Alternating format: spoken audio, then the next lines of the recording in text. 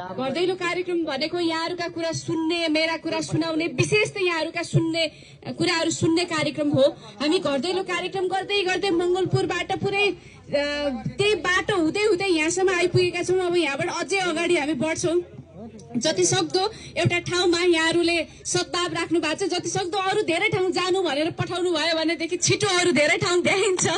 हामी अहिले देशव्यापी रूपमा घण्टीमय वातावरण सिर्जना गर्नको लागि हिँडिरहेका छौं।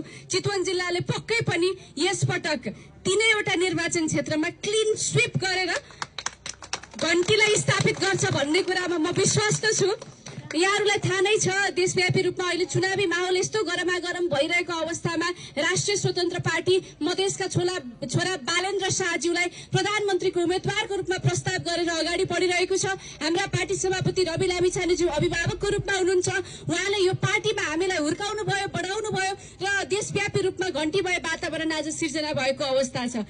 विशेष त भन्नुपर्ने कुरा केही छैन। हाम्रा कुराहरु यहाँहरुले आम सञ्चार माध्यमबाट पनि सुनि नै रहनु भएको छ। हाम्रा विचारहरु, हाम्रा अभिव्यक्तिहरु, हाम्रा सोचहरु, हामीले देशका लागि सोचेका दीर्घकालीन दृष्टिकोणहरु, यिनी सबै कुराहरु यहाँहरुले सामाजिक सञ्जाल र समाचारहरुबाट सुन्नु नै भएको छ। आजको यो घरदैलो कार्यक्रममा केवल यहाँहरुसँग प्रत्यक्ष रूपमा साक्षात्कार गरौं, भेट गरौं भनेर आएको। सबैजनासँग भेट गरे, आमासँग, दिदीसँग, सबै उमेरसँग, बुबासँग, जेन्जी साथीहरुसँग, युवासँग, महिला दिदी बहिनीसँग सबैजनासँग मेरो भेट भएको छ। यो पालि देशले सास फेर्न खोजिरहेको छ, निकास खोजिरहेको छ। त्यो निकासको लागि चाहिँ नेपाली जनताले आफ्नो दृढ इच्छा शक्ति घण्टी मतपत्रमा मतदान गरेर एकल बहुमतको सरकार बनाउने स्थिति निर्माण गर्नुपर्छ। हिजोको दिनसम्म पहिलाको निर्वाचनमा चाहिँ यसरी नेपाली जनतालाई आफ्नो मतको शक्ति कति हुन्छ भन्ने कुरा पहिला बुझाइदैन थियो। थाहा छैन पहिलाको दिनहरुमा, विगतका दिनहरुमा तपाईहरुले कसरी मतदान गर्नुभयो। टोलमा एकजनालाई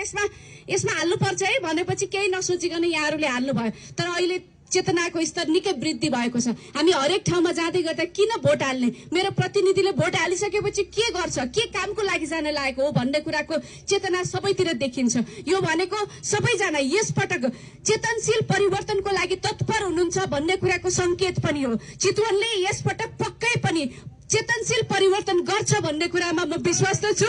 घण्टी चुनाव चिन्हमा मतदान गर्नुहुन्छ भन्ने कुरामा म विश्वस्त छु। ल अब यहाँहरुको आफ्नो घरदैलो, यहाँहरुको आफ्नो घर समाज, गाउँ समाजहरुमा आफ्ना आफन्त नातागोताहरुलाई भन्नु होला। विदेशबाट मैले सुनिरहेको छु पक्कै पनि तपाईहरुलाई घरमा फोन आएको छ, यसपटक चाहिँ घण्टी चुनाव चिन्हमै भोट हाल्नु है भनेर पक्कै फोन आएको छ।